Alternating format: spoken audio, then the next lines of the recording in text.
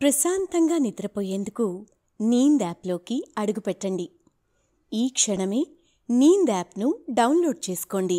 ఒత్తిడిని తగ్గించి ప్రశాంతమైన నిద్రలోకి మిమ్మల్ని తీసుకెళ్లే చక్కని కథలు, ధ్యాన పద్ధతులు, ఆహ్లాదకర సంగీతాన్ని మీరు నీంద్ యాప్లో మాత్రమే వినండి. నమస్తే, నా పేరు ఉమా.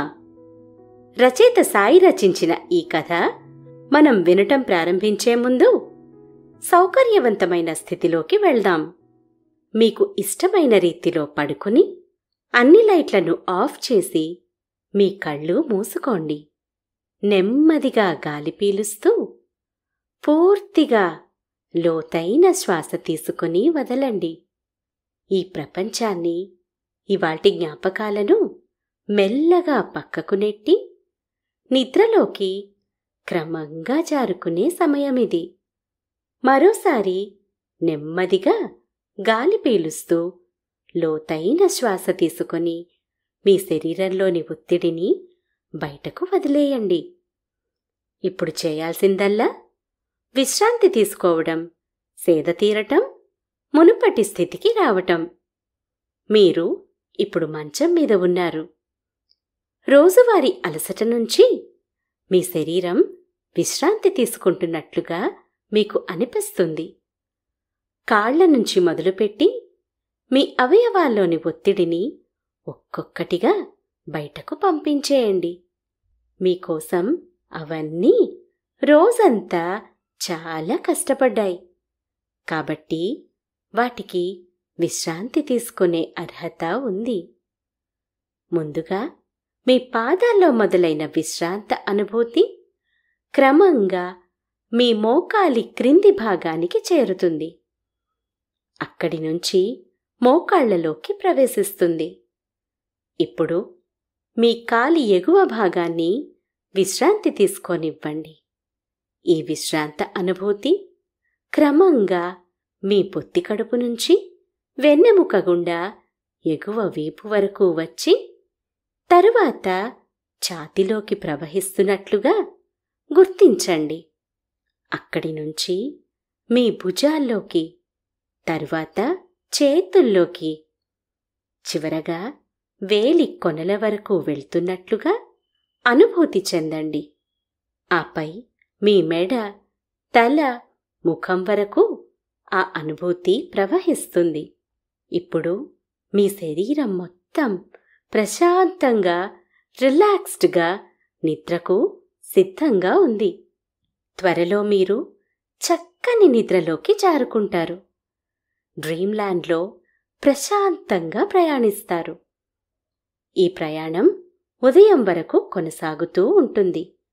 కాబట్టి మీరు కథను వింటున్నప్పుడు మీ శ్వాసను కూడా అనుసరించండి.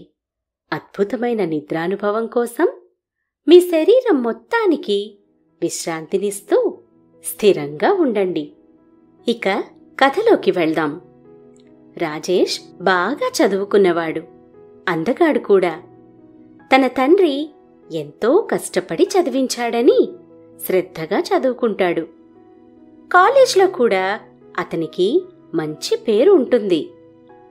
కాలేజ్లో ఎవరికి ఏ కష్టం వచ్చినా సరే ఆ కష్టం తన మీద వేసుకొని ముందుకు వెళ్ళేవాడు. ఆ కష్టం తీరేదాకా పోరాడేవాడు. అందరు కుర్రవాళ్లు సాఫ్ట్వేర్ జాబ్ అని పరిగెడుతుంటే రాజేష్ గవర్నమెంట్ జాబ్ చేద్దామని అనుకుంటాడు. దీనికి 2 కారణాలు. ఒకటి, అతను పెరిగిన ఊళ్ళో చాలామంది పిల్లలకి చదువుకునే అవకాశం లేదు. రెండోది, దేశానికి సేవ చేయాలంటే ప్రభుత్వ ఉద్యోగంలో చేరి ప్రజలకి సేవ చేస్తే దేశానికి సేవ చేసినట్లే అని ఉద్దేశం కలిగి ఉంటాడు. కాలేజీ చదువు అయిపోగానే తన ఊరు వెళ్తాడు. ఊరు వెళ్ళిన తరువాత తనకి ఒక భయంకరమైన నిజం తెలుస్తుంది. అది తన తండ్రికి క్యాన్సర్ అనే సంగతి తెలియకుండా తనని చదివించి పైకి తీసుకొచ్చాడన్న సంగతి తెలుసుకున్న రాజేష్ చాలా బాధపడతాడు. తన కోరిక చెప్పి తండ్రి దగ్గర ఆశీర్వాదం తీసుకుందామని వస్తాడు. కాని రాజేష్ పరిస్థితి చూసిన తర్వాత తన నిర్ణయం మార్చుకుంటాడు. తండ్రి కోసం తన సొంత ఊళ్ళోనే ఉండిపోవాలని నిర్ణయానికి వస్తాడు. కాని రాజేష్ తండ్రి ఒప్పుకోడు. ఇంకొన్నాళ్ళు కష్టపడితే నీ కోరికలు తీరుతాయి అని చెప్తాడు. రాజేష్ ఒప్పుకోడు. చాలాసేపు బతిమలాడితే ఒప్పుకుంటాడు. కాని తాను కోచింగ్ తీసుకొని జాబ్ తెచ్చుకునేదాకా తన తండ్రి ఏ పనికి వెళ్ళకూడదని, ఇంటి దగ్గరే ఉండాలని, అవసరమైతే డబ్బు అప్పు తెచ్చుకొనైనా గడపాలి, ఆ షరతు మీద రాజేష్ వెళ్ళడానికి ఒప్పుకుంటాడు. తండ్రి కూడా ఒప్పుకుంటాడు. రాజేష్ మరుసటి రోజు తిరిగి పట్నం వెళ్తాడు. అక్కడ తన ఫ్రెండ్ రూంలో దిగుతాడు. మొదటి రోజు రాజేష్ చేసిన పని ఏమిటంటే న్యూస్ పేపర్ తీసుకొని ఎక్కడెక్కడ హోమ్ ట్యూషన్స్ ఉన్నాయో సర్కిల్ చేస్తాడు. కొంతమందికి కాల్ చేస్తాడు. రోజుకి 2-3 ట్యూషన్స్ ఒప్పుకుంటాడు. వచ్చిన డబ్బులతో కోచింగ్ సెంటర్లో జాయిన్ అవుతాడు. తండ్రి దగ్గర నుంచి డబ్బు వస్తున్నా అవి తిరిగి పంపుతున్నాడే తప్ప తీసుకోవట్లేదు. ఒకరోజు ఒక ఫ్రెండ్ రాజేష్కి కాల్ చేస్తాడు. తనకి అర్జెంటుగా కొంత డబ్బు కావాలని 6 నెలల్లో తిరిగిచ్చేస్తానని చెప్తాడు. రాజేష్ తన దగ్గర అంత డబ్బు లేదని చెప్తాడు. ఫ్రెండ్ ఎంతో రిక్వెస్ట్ చేస్తాడు. రాజేష్ నిజంగా తన దగ్గర అంత డబ్బు లేదని, 2 రోజులు టైం ఇస్తే తనకు తెలిసిన వాళ్ళెవర్నైనా అడుగుతానని చెప్తాడు. తనకి తెలిసిన వాళ్ళని చాలా మందిని అడుగుతాడు. చివరికి ఒకతను ఇవ్వటానికి ఒప్పుకుంటాడు. రాజేష్ వెంటనే ఆ డబ్బుని తన ఫ్రెండ్కి పంపిస్తాడు. ఫ్రెండ్ చాలా థ్యాంక్స్ చెప్తాడు. కొన్నాళ్లు గడిచిన తర్వాత రాజేష్ ఎగ్జామ్స్కి టైం దగ్గర పడుతూ ఉంటుంది. చాలా గట్టిగా ప్రిపేర్ అవుతూ ఉంటాడు. ఎలా అయినా సరే మంచిగా ఎగ్జామ్స్ రాసి పాస్ అయ్యి గవర్నమెంట్ జాబ్ కొట్టాలని దీక్షతో ఉంటాడు. ఒకరోజు రాజేష్కి ఇంటి దగ్గర నుండి కాల్ వస్తుంది. తండ్రికి చాలా సీరియస్గా ఉందని, ఆపరేషన్ చేయాలని, చేయకపోతే బతకటం కష్టమని తెలుస్తుంది. రాజేష్ వెంటనే ఇంటికి వస్తాడు. తండ్రి పరిస్థితి చూసి బాధపడి ఊరిలో కొంతమందిని డబ్బు అడుగుతాడు. ఎవ్వరూ కూడా ఏ సహాయం చేయరు. చేసేది లేక వెంటనే పట్నానికి వెళ్ళి తనకి తెలిసిన వాళ్ళ దగ్గరికి వెళ్తాడు. డబ్బు సహాయం కావాలని అడుగుతాడు. కొంతమంది లేదని చెప్తారు. కొంతమంది 2-3 నెలల్లో ఇస్తాము అని చెప్తారు. అక్కడ తండ్రికి ఎంత తొందరగా ఆపరేషన్ చేయిస్తే అంత మంచిది అని డాక్టర్స్ చెప్తారు. చివరగా తన ఫ్రెండ్ కోసం అడిగిన అతనికి కాల్ చేస్తాడు. ఈసారి డబ్బు తనకే కావాలని, ఎలా అయినా సహాయం చేయమని రిక్వెస్ట్ చేస్తాడు. అప్పుడతను, ఒకసారి నిన్ను నమ్మి డబ్బిచ్చాను, ఆ డబ్బు ఇంతవరకు రాలేదు, నువ్వేదో మోసం చేస్తావని కాదు, ఆ డబ్బు ఇప్పుడు నా దగ్గరుంటే నీకే ఇచ్చేవాణ్ణి, మళ్ళీ మళ్ళీ అడిగి నన్ను మొహమాటం పెట్టకు. రాజేష్ తన తండ్రి పరిస్థితి గురించి వివరంగా చెప్తాడు. అప్పుడు ఆ వ్యక్తి, కావాలంటే నీ ఫ్రెండ్ దగ్గర నుండి నువ్వు వసూలు చేసుకొని ఆ డబ్బు తీసుకో, నాకు ఇంట్రెస్ట్ కూడా ఇవ్వకు, నీ ఫ్రెండ్కి వెంటనే కాల్ చేసి డబ్బులు అడుగు అని సలహా ఇస్తాడు. ఆ సలహా బానే ఉంది. కానీ ఫ్రెండ్ని డబ్బడగాలంటే ఎంతో ఆలోచిస్తాడు రాజేష్. ఫ్రెండ్స్ మధ్య తేడా వచ్చేది డబ్బు విషయంలో అన్న సత్యం ప్రపంచానికి తెలుసు. ఒకవేళ తాను డబ్బడిగితే నమ్మకం లేక అడుగుతున్నాడేమో అని అనుకోవచ్చు. అలాగే ఒకవేళ ఇస్తే పర్వాలేదు, ఇవ్వకపోతే మళ్ళీ తనతో మాట్లాడతాడో లేదో అది తెలీదు. మాట్లాడితే మంచిది, మాట్లాడకపోతే, తానిప్పించిన డబ్బు తిరిగి రాకపోతే తనకి ఎంత చెడ్డ పేరు అని భయం. ఇలాంటి ఆలోచనలు అతని బుర్రని తినేస్తుంటాయి. ఏదైతే అదవుతుంది అని ఫ్రెండ్కి కాల్ చేస్తాడు. ముందు మామూలు మాటలు మాట్లాడుతూ ఉంటాడు. నెమ్మదిగా డబ్బు టాపిక్ తెస్తాడు రాజేష్. రాజేష్ డబ్బు టాపిక్ తెచ్చేసరికి అతని ఫ్రెండ్ మాట్లాడకుండా ఉండిపోతాడు. రాజేష్కి అర్థం కాదు. అప్పుడు అతని ఫ్రెండ్ తానే డబ్బిద్దామని ఆలోచనలో ఉన్నానని చెప్తాడు. రాజేష్కి టెన్షన్ తగ్గుతుంది.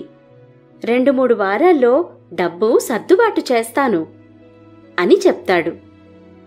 రాజేష్ నెమ్మదిగా అసలు విషయం చెప్తాడు.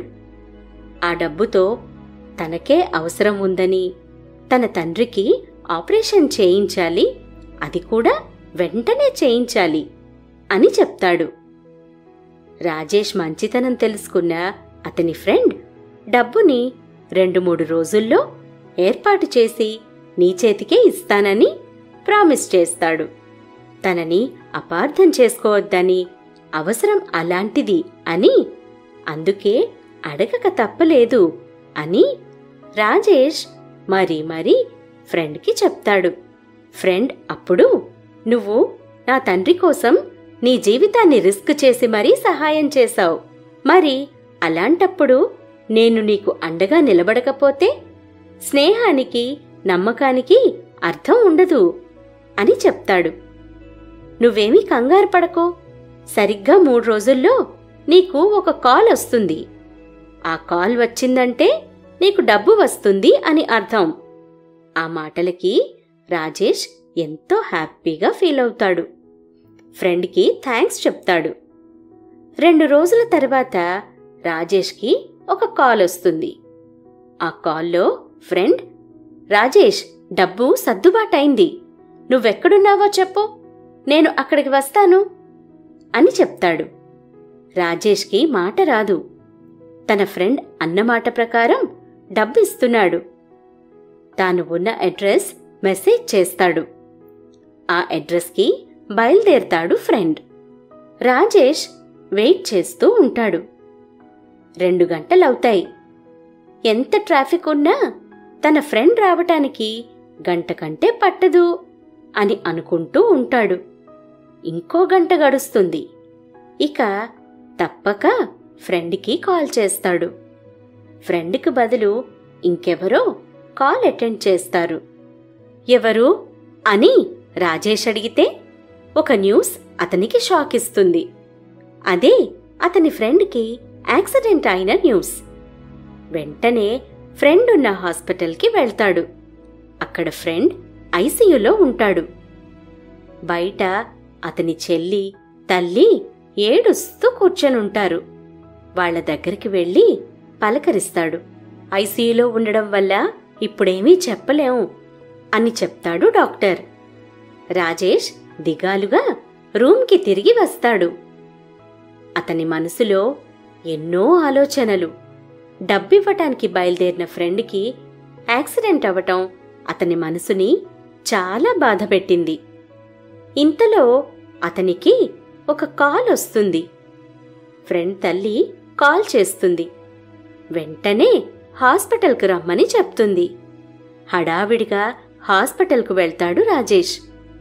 రాజేష్కి ఎదురు వచ్చిన ఫ్రెండ్ తల్లి అతని చేతిలో ఒక బ్యాగు పెడుతుంది. నీ దగ్గరికి స్టార్ట్ అయ్యే ముందు నీకు డబ్బివ్వటానికి వెళ్తున్నాను అని నాకు చెప్పాడు. నువ్వు మాకు అవసరంలో ఎంతో హెల్ప్ చేశావు. అలాంటప్పుడు నీకు అవసరం వచ్చినప్పుడు మేం కూడా అలాగే సహాయం చేయాలని అనుకున్నాం. ఇందాక నిన్ను చూసినా కూడా నాకు ఆ విషయం గుర్తుకు రాలేదు. గుర్తుకు రాగానే వెంటనే కాల్ చేశాను.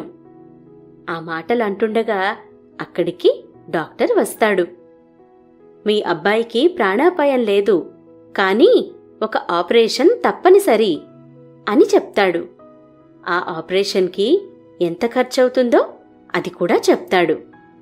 రాజేష్ వెంటనే ఆ బ్యాగ్ని తన ఫ్రెండ్ వాళ్ళ అమ్మకిచ్చి ఏమీ మాట్లాడకుండా వెళ్ళిపోతాడు.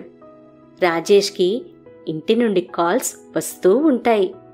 తండ్రికేమీ బాగాలేదని, తొందరగా ఆపరేషన్కి డబ్బు సెట్ చేయమని కాల్స్ వస్తూ ఉంటాయి. రాజేష్కి ఏం చేయాలో అర్థం కాదు. ఎగ్జామ్కి దగ్గర పడుతూ ఉంటుంది. ఇటుపక్క తండ్రి ఆపరేషన్. రెండు విషయాలు అతని బుర్రని పాడు చేస్తూ ఉంటాయి. ఒకరోజు రాజేష్ ఒక పార్కులో కూర్చుని ఉండగా ఒక వ్యక్తి వస్తాడు. రాజేష్ దగ్గర కూర్చొని మాట్లాడుతూ ఉంటాడు. రాజేష్ అతన్ని గుర్తుపడతాడు. తన చేత హోమ్ ట్యూషన్ చెప్పించుకున్న శ్రీధర్ని చూడటంతో చాలా హ్యాపీగా ఫీల్ అవుతాడు. శ్రీధర్ చాలా డబ్బున్నవాడు. అయినా సరే ఏమాత్రం గర్వం లేకుండా ఉండేవాడు. తాను చెప్పిన పాఠాలని శ్రద్ధగా వినేవాడు. అందుకే అందరికన్నా శ్రీధర్ అంటే రాజేష్కి ఎక్కువ ఇష్టం ఉండేది. శ్రీధర్ ఇప్పుడు అమెరికాలో ఉంటున్నాడు. ఆ సంగతి మాటల్లో తెలుస్తుంది. తాను ఎగ్జామ్కి ప్రిపేర్ అవుతున్నానని చెప్తాడు రాజేష్. శ్రీధర్ వెళ్తూ వెళ్తూ రాజేష్ చేతిలో ఒక కవర్ పెడతాడు. ఆ కవర్ ఓపెన్ చేసి చూస్తే ఒక చెక్ ఉంటుంది. ఆ చెక్ మీద 5 లక్షలు అని రాసి ఉంటుంది. రాజేష్ ఆ కవర్ని శ్రీధర్కి తిరిగివ్వబోగా శ్రీధర్ తీసుకోడు. కాని రాజేష్కి అర్థం కాని విషయం ఏమిటంటే అసలు శ్రీధర్కి తన అవసరం ఎలా తెలిసిందో అని. ఉండబట్టలేక అడిగేస్తాడు. నిన్న మీ రూమ్కి వెళ్ళాను. మీ రూమ్మేట్ మీ గురించి అంతా చెప్పారు. నేను చేయగల అతి చిన్న హెల్ప్ ఇది. రాజేష్ శ్రీధర్తో నీ డబ్బులు నీకు తిరిగిచ్చేస్తాను అంటాడు. మీరు నాకు చాలా విద్య చెప్పారు. దాంతో పోలిస్తే నేను చేసిన సహాయం చాలా చిన్నది. అయినా మీరు నాకివ్వాలనుకుంటే ఒక పని చెయ్యండి. నేను మీ నుండి ష్యూర్గా ఈ డబ్బు తీసుకుంటాను. నేను ఎప్పుడు అడుగుతానో అప్పుడు ఇవ్వండి. నువ్వడిగినప్పుడు నా దగ్గర డబ్బు లేకపోతే కష్టం కదా అని అంటాడు రాజేష్. నేను మీకు 1 year ముందు చెప్తాను అని అంటాడు శ్రీధర్. శ్రీధర్ రాజేష్ని తన కార్లో రూమ్ దగ్గర డ్రాప్ చేసి వెళ్ళిపోతాడు. రాజేష్ వెంటనే ఊరికి వెళ్ళి తన తండ్రిని పట్నానికి తీసుకొచ్చి ఆపరేషన్ చేయిస్తాడు. ఆపరేషన్ సక్సెస్ఫుల్గా అయిపోతుంది. తండ్రి వాళ్ళని ఊళ్ళో దింపి రాజేష్ ఎగ్జామ్ రాయడానికి వస్తాడు. ఎగ్జామ్ కోసం చాలా కష్టపడుతూ ఉంటాడు. ఎగ్జామ్ రోజు రానే వస్తుంది.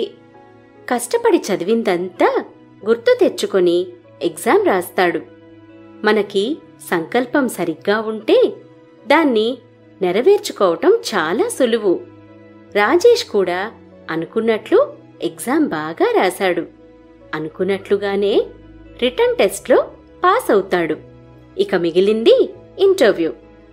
దానిలో కూడా సక్సెస్ అయితే గవర్నమెంట్ జాబ్ రావడం ఖాయం. 1 వారంలో ఇంటర్వ్యూ ఉందనగా ఊరికి వెళ్తాడు. రాజేష్ తన తండ్రి హెల్త్ బాగుండడం చూసి హ్యాపీగా ఫీల్ అవుతాడు. మనసులో శ్రీధర్కి థ్యాంక్స్ చెప్తాడు. తల్లితో పొలం గురించి వివరాలు తెలుసుకుంటాడు. పొలం కౌలుకిచ్చారు అని తెలుస్తుంది. 2 రోజులు ఇంటి దగ్గర ఉండి మళ్లీ ఊరికి వస్తాడు రాజేష్. ఇంటర్వ్యూకి బాగా ప్రిపేర్ అవుతాడు. ఇంటర్వ్యూలో బాగా మాట్లాడతాడు. అడిగిన వాటికి ఏమాత్రం తడబడకుండా ఆన్సర్స్ ఇస్తాడు. తనకి జాబ్ ఖాయమని రాజేష్కి అర్థమైపోతుంది. సరిగ్గా 1 రోజుల తర్వాత రాజేష్కి ఒక గవర్నమెంట్ లెటర్ వస్తుంది. ఆ లెటర్లో ఇంకో 15 రోజుల్లో జాబ్లో జాయిన్ అవ్వాలని ఉంటుంది. వెంటనే ఆ తీయని కబురుని పక్కనే ఉన్న రూమ్మేట్తో పంచుకుంటాడు. 15 రోజుల తర్వాత ఇంటికి వెళ్ళి తనకి జాబ్ వచ్చిన సంగతి చెప్పి వాళ్ళని సర్ప్రైజ్ చేయాలని అనుకుంటాడు. జాయినింగ్ రిపోర్ట్ ఇద్దామని వెళ్లబోతుండగా రాజేష్కి ఒక కాల్ వస్తుంది. పొలం దగ్గర ఏవో తగాదాలు జరిగాయి అని, తన తల్లి మీద ఎవరో దాడి చేశారని, ఆమె తలకి బాగా దెబ్బలు తగిలాయని తెలుస్తుంది. చేసేదేమీ లేక రాజేష్ వెంటనే తన ఊరికి స్టార్ట్ అవుతాడు. ఊర్లో దిగగానే అన్యాయంగా తన తల్లి మీద దాడి జరిగిందని తెలుస్తుంది. కోపంతో దాడి చేసిన వాళ్ళని కొట్టడానికి వెళ్తాడు. అక్కడ పోట్లాటవుతుంది. రాజేష్ ఒకరిని కొట్టబోయేంత పని చేస్తాడు. అతను రాజేష్ మీద కేసు పెడతాడు. రాజేష్కి వచ్చిన జాబ్ ఆ కేసు వల్ల ఆగిపోతుంది. కేసు తేలే వరకు జాబ్ రాదు అని రాజేష్కి అర్థమవుతుంది. తలకి గాయం అవడం వల్ల రాజేష్ తల్లి చనిపోతుంది. రాజేష్ కేసు గెలిచినా సరే జాబ్ చేయాలన్న కోరిక చచ్చిపోతుంది. చాలా దిగాలుగా ఇంట్లోనే ఉంటాడు. అప్పులవాళ్లు ఇల్లు, పొలం తీసుకుంటారు. అక్కడ ఉండటం ఇష్టం లేక తండ్రిని, చెల్లిని తీసుకొని ఊరికి వచ్చేస్తాడు. ఏదన్నా జాబ్లో జాయిన్ అవుదామని డిసైడ్ అవుతాడు. ఎన్ని చోట్ల తిరిగినా కూడా జాబ్ రాదు. సరిగ్గా అదే టైంలో మళ్ళీ శ్రీధర్ కనపడతాడు. శ్రీధర్కి తన సిచ్యువేషన్ అంతా చెప్తాడు. శ్రీధర్ డబ్బు సహాయం చేయబోతే వద్దు అని అంటాడు. ఏదైనా జాబ్ ఇప్పించమని అడుగుతాడు. తనకి తెలిసిన ఫిలిం ప్రొడక్షన్ ఆఫీస్లో జాయిన్ చేయిస్తానని, రేపు రమ్మని ఒక అడ్రస్ చెప్తాడు. ఆ అడ్రస్ తీసుకొని రాజేష్ అక్కడికి వెళతాడు. రాజేష్ని శ్రీధర్ వాళ్ళకి పరిచయం చేస్తాడు. ఆ ప్రొడక్షన్ ఆఫీస్లో అకౌంట్స్ చూసుకోమని వాళ్ళు చెప్తారు. శ్రీధర్కి థ్యాంక్స్ చెప్తాడు రాజేష్. కొత్త సినిమా స్టార్ట్ అవుతుంది. రాజేష్ పనితనం అందరికీ నచ్చుతుంది. ప్రతి పైసా లెక్క రాస్తాడు.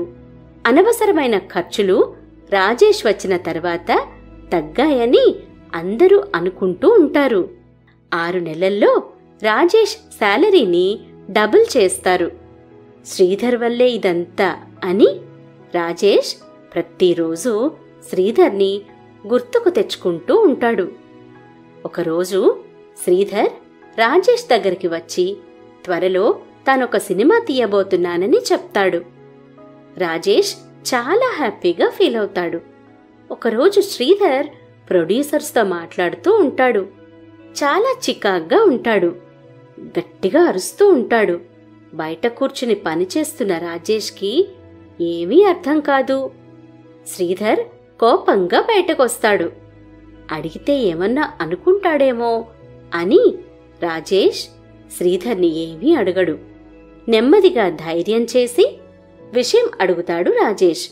సినిమాలో ఒక ఇంపార్టెంట్ రోల్ కోసం ఒక ఆర్టిస్ట్ని బుక్ చేసుకుంటే ఆయన చెప్పా పెట్టకుండా ఫ్యామిలీతో హాలిడే ట్రిప్ అని మాల్దీవ్స్కి వెళ్ళాడు.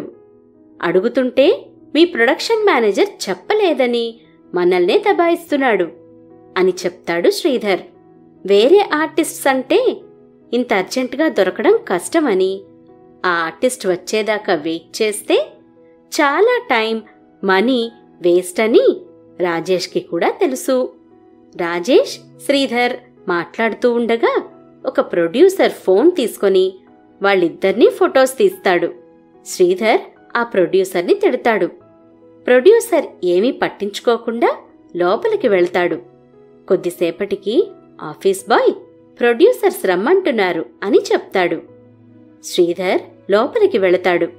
లోపల మళ్లీ డిస్కషన్ జరుగుతూ ఉంటుంది. కానీ ఈసారి ఎటువంటి కేకలు, అరుపులు ఉండవు. అంతా చాలా నెమ్మదిగా జరుగుతూ ఉంటుంది. అరగంట ఆగి శ్రీధర్ రాజేష్ దగ్గరికి వచ్చి, మీరు నాకొక సహాయం చేయాలి అని అడుగుతాడు. ఇప్పటివరకు శ్రీధర్ నుండి హెల్ప్ తీసుకోవటమే కాని శ్రీధర్కి హెల్ప్ చేసే అవకాశమే రాలేదు. రాజేష్ వెంటనే, నువ్వడిగింది నేను చేయగలిగిందైతే వెంటనే చేస్తాను అని చెప్తాడు. అయితే ఆ క్యారెక్టర్ మీరే చేయండి. ఆ మాటలకి షాక్ అవుతాడు రాజేష్. తనకి యాక్టింగ్ సరిపడదని, ఏమీ రాదని చెప్తాడు. శ్రీధర్ ఒప్పించటానికి చాలా ప్రయత్నాలు చేస్తూ ఉంటాడు. రాజేష్ ఒప్పుకోడు. ఈ ఒక్కసారికి తన కోసం ఒప్పుకోమని చెప్తాడు. రాజేష్ శ్రీధర్ కోసం ఒప్పుకుంటాడు. శ్రీధర్ చాలా హ్యాపీగా ఫీల్ అవుతాడు. 1 వీక్ అయిన తర్వాత షూటింగ్ స్టార్ట్ అవుతుంది. మేకప్ వేసుకొని రాజేష్ వస్తాడు. అంతా కొత్త వాతావరణం. శ్రీధర్ తప్ప తనకెవ్వరూ తెలీదు. ఆఫీస్లో ఉంటూ వర్క్ చేసుకోవడమే కాని అలా షూటింగ్కి రావటం అతనికి వింతగా అనిపిస్తుంది. డైరెక్టర్ యాక్షన్ అని చెప్తాడు. రాజేష్ యాక్ట్ చేస్తాడు. అందరూ నవ్వుతారు. అలా 20 టేక్స్ తీసుకుంటాడు. చివరికి ఓకే అవుతుంది. తన వల్ల కాదని, అందుకే చేయనని శ్రీధర్కి రాజేష్ చెప్తాడు. ఫస్ట్ డే కాబట్టి అలానే ఉంటుంది, నెమ్మదిగా అలవాటవుతుంది అని శ్రీధర్ ఎంకరేజ్ చేస్తాడు. రెండో రోజు రాజేష్ యాక్టింగ్ ఇంప్రూవ్ అవుతుంది. సినిమా కంప్లీట్ అవుతుంది. రిలీజ్ అవుతుంది. సినిమా సూపర్ హిట్ అవుతుంది. రాజేష్ క్యారెక్టర్కి మంచి పేరొస్తుంది. రాజేష్కి చాలా ఆఫర్స్ వస్తాయి. ప్రతిసారి శ్రీధర్ వల్ల తాను లాభపడతాడు రాజేష్. శ్రీధర్కి కాల్ చేసి, నీకు నేను ఏమీ చేయకపోయినా నువ్వు నాకు చాలా చేశావు. నీకు లైఫ్లో నేనెప్పుడైనా ఉపయోగపడితే ఈ జన్మకి అది చాలు అని చెప్తాడు. రాజేష్ యాక్టింగ్కి రోజురోజుకి ఫ్యాన్స్ పెరిగిపోతుంటారు. అతను సినిమాలో ఉన్నాడంటే సినిమా ష్యూర్గా హిట్ అవుతుంది అని ఆడియన్స్ అనుకుంటూ ఉంటారు. రాజేష్ కూడా ఓన్ ప్రొడక్షన్ స్టార్ట్ చేస్తాడు. బ్యాడ్ లక్ ఏంటంటే అతను ప్రొడ్యూస్ చేసిన సినిమాలు ఆడవు. ఒకరోజు శ్రీధర్ నుండి కాల్ వస్తుంది. షేర్లలో పెట్టిన డబ్బులు పోయాయి అని, ఒక సినిమా తీద్దామని ప్లాన్ చేసుకున్నాను, మీరే లీడ్ రోల్లో యాక్ట్ చెయ్యాలి అని చెప్తాడు. ఇన్నాళ్లకి శ్రీధర్కి ఏదో రకంగా హెల్ప్ చేయటం తనకి ఆనందం కనుక ఓకే అంటాడు. సినిమా స్టార్ట్ అవుతుంది. సరిగ్గా 10 డేస్ షూటింగ్ స్టార్ట్ అవ్వగానే దేశం మొత్తం కరోనా మొదలవుతుంది. షూటింగ్ ఆగిపోతుంది. శ్రీధర్ అప్పుల వాళ్ళకి డబ్బు కట్టలేకపోతాడు. అప్పుడు రాజేష్ తన దగ్గర ఉన్న డబ్బంతా ఇచ్చి శ్రీధర్ని ఆదుకుంటాడు. లాక్డౌన్ వల్ల షూటింగ్ ఆగిపోతుంది. లాక్డౌన్ తర్వాత షూటింగ్ స్టార్ట్ చేయాలని శ్రీధర్ ప్లాన్ వేస్తూ ఉంటాడు. కానీ అతని చేతిలో ₹1 కూడా ఉండదు. ఫైనాన్సర్ కోసం వెతుకుతూ ఉంటాడు. సరిగ్గా ఆ టైంకి ఫైనాన్సర్ దొరుకుతాడు. ఒకరోజు శ్రీధర్ రాజేష్ దగ్గరకు వెళ్తాడు. మన సినిమాకి ఫైనాన్సర్ దొరికాడు అని చెప్తాడు. రాజేష్ చాలా సంతోషించి షూటింగ్ వెంటనే స్టార్ట్ చేద్దాం అని చెప్తాడు. అప్పుడు శ్రీధర్ ఒక బాంబ్ పేలుస్తాడు. సినిమా నుండి రాజేష్ తప్పుకుంటే కాని డబ్బులు హెల్ప్ చేయనని ఫైనాన్సర్ చెప్పిన సంగతి చెప్తాడు. రాజేష్ షాక్ అవుతాడు. తన వల్ల ఎవరికీ ఎప్పుడూ ఏ ఇబ్బంది కలగలేదు, అసలు ఇబ్బంది కలిగించే మెంటాలిటీ తంది కాదు అని ఇండస్ట్రీలో అందరికీ తెలుసు. ఫైనాన్సర్ గురించి రాజేష్ ఆరా తీస్తాడు. తన తల్లి చావుకి కారణమైన వాడని తెలుస్తుంది. శ్రీధర్ కోసం రాజేష్ తప్పక ఆ సినిమా నుండి తప్పుకుంటాడు. అందుకే అంటూ ఉంటారు, అదృష్టం ఎప్పుడూ చెప్పిరాదు. ఒక్కసారి అదృష్టం కలిసి వచ్చినప్పుడు, నిలుపుకున్నప్పుడే మనం మరింత ముందుకు ఎదగగలుగుతాం. అంతేకాకుండా కష్టాలు వచ్చినా సరే మనం తట్టుకునేలా కూడా ఆ అదృష్టం మనకి నేర్పిస్తుంది. ఎందుకంటే ఆ కష్టాలు అప్పటికే మనం చూసి ఉంటాం కదా. ఇక్కడ ఒక విషయం తెలుసుకోవాలి. రాజేష్ శ్రీధర్ నుండి 2 లాభాలు పొందాడు. ఒకటి డబ్బైతే, ఇంకోటి తనకి తెలియని తన టాలెంట్. అది ఉన్నంతవరకు అతను ఎవరు ఎన్నిసార్లు దెబ్బ కొట్టినా నిలబడతాడు. అదే జరిగింది. రాజేష్ లేని ఆ సినిమా చాలా దెబ్బతింటుంది. పాత ప్రొడ్యూసర్స్ని పెట్టుకొని శ్రీధర్ని వాళ్లతో కలిసి రాజేష్ ఒక కొత్త సినిమా తీస్తాడు. అది సూపర్ హిట్ అవుతుంది. రాజేష్, శ్రీధర్ ఇద్దరూ లాభపడతారు. శ్రీధర్ రాజేష్ నాదుకుంటే రాజేష్ శ్రీధర్ని మళ్లీ నిలబెట్టాడు. అందుకే అంటారు, అవసరానికి చేసిన సహాయం అవసరం అయినప్పుడు మనకి తప్పక అందుతుంది అని.